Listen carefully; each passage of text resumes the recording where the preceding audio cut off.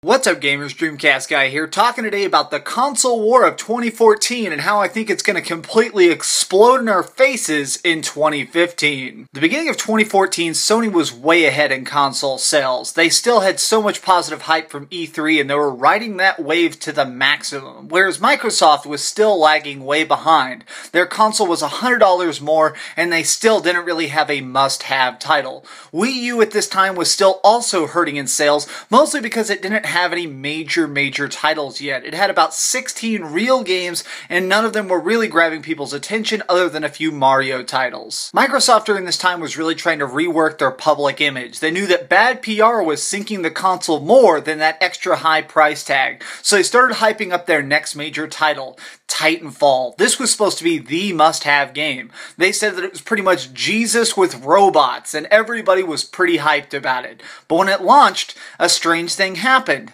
The sales were actually pretty flat. The console itself didn't even get a spike in sales. Microsoft was flabbergasted. The reviews were great, the trailers were everywhere. Hell, there was even a building in my city that they completely remodeled the site of to look like a huge robot to hype up this game. But it still fell flat.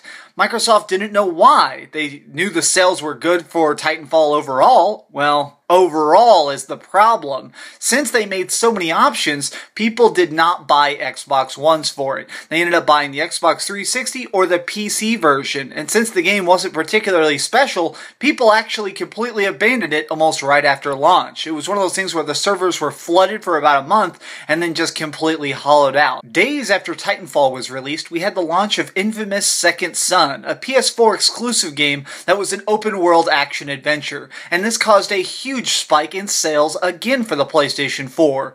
Sony realized something. Exclusives were where the money was at. That if you made a game that was fun and big and had really good graphics, people would buy your console just to play it. This is something Microsoft had trouble trying to accept. Microsoft didn't know what to do. They were making all these good games, but they were all cross-platform. There was no reason yet to buy the Microsoft console. They didn't understand why the consoles weren't flying off the shelf like Sony's was. They were pretty much the same exact box. And they started to realize, it's that price tag. It was $499 in the United States to get an Xbox One, where it was only $399 to get a PlayStation 4. They were almost equivalent consoles at this time. They had a lot of the same games. They each had their own exclusives, but pretty much one box was programmed almost exactly the same as the other box.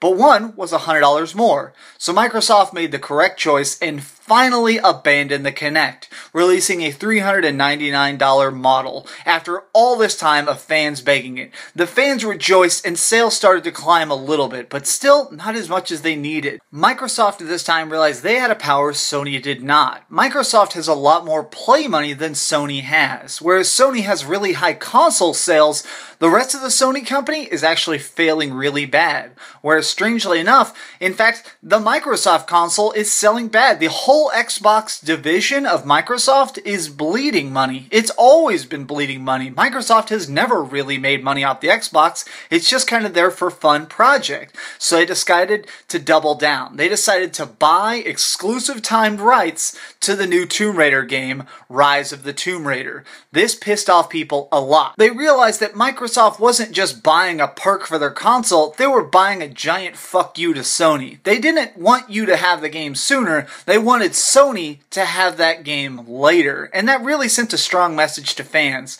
Sales began to climb a little bit more for Microsoft, but still, people were very angry. Sony decides to make a bold counter move. They buy exclusive advertising rights to Destiny. At this time, Destiny was everywhere. It was on every billboard. Everybody was extremely hyped for its September release.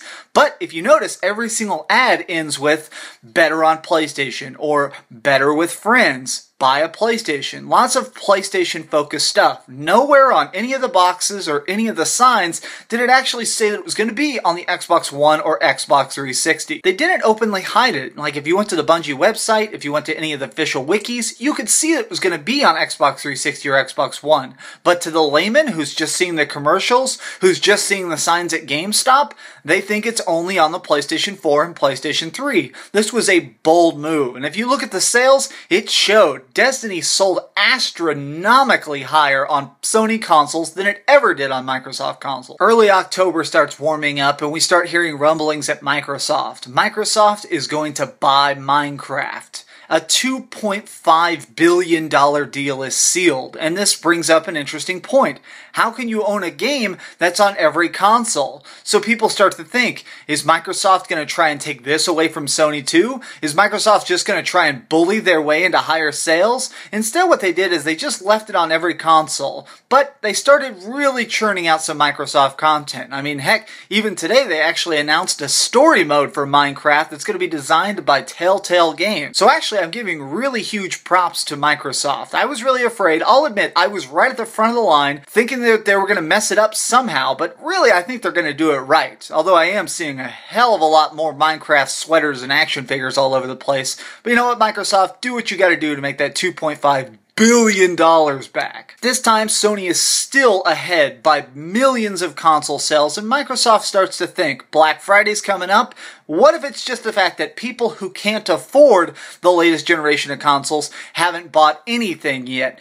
That's the market we want to go for. We want to tap the market that doesn't have a PlayStation 4 or an Xbox One. Let's reach out to them. So they started making bundle after bundle. Almost every single major release on the Xbox One had a bundle of some kind. Assassin's Creed Unity bundle, Destiny bundle, Sunset Overdrive bundle, Master Chief Collection bundle. They just bundled everything that they possibly could, and it showed. For the month of November, Microsoft actually won the console war. During that time, especially on Black Friday, more Xbox One sold than PlayStation 4.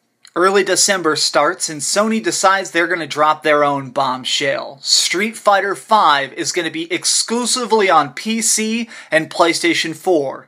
Street Fighter V will never appear on any Microsoft console. Now this again is an extremely strong statement because it's not saying buy a PlayStation, it's saying don't buy an Xbox. That's really what a statement like this says. Even now we're actually hearing a lot of rumors. I have a friend inside Capcom who gave me an exclusive little tip-off that I'm going to release to you guys now. Sony is rumored to be in talks about buying exclusive rights to Resident Evil 7. Yes, you heard that exactly right. Sony is going to be using all of their holiday sales to begin funding Resident Evil 7. It's going to be designed from the ground up exclusively for the PlayStation 4 and really try and utilize some nice, interesting mechanics instead of all this cross-platform stuff we've had. I think this is a terrible trend and I'm actually terrified for what's going to happen in 2015. Because right now, it's looking like what's going to happen is everybody's going to start buying all the third-party developers.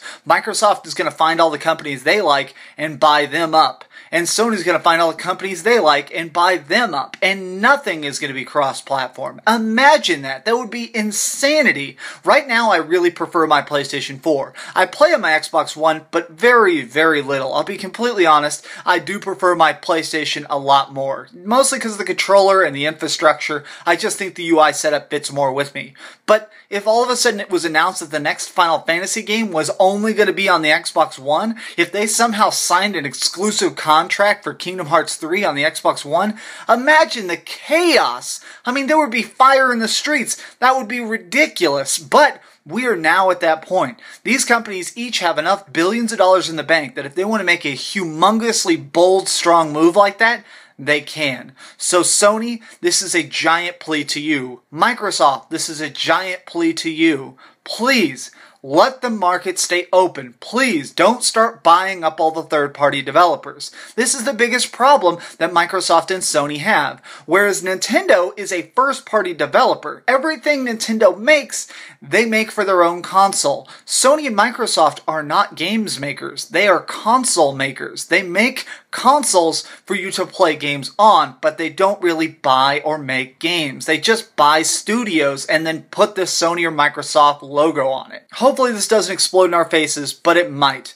If you like this video, share it with your friends, spread the word, let them know that the console wars are really about to heat up. As always, guys, this has been DreamcastGuy saying like, comment, share, and subscribe. We're about to pass 3,000 subscribers, and when I hit 5,000 subscribers, I'm going to be giving an Xbox One or a PlayStation 4 away to a random subscriber. So keep gaming, keep reading, and keep dreaming.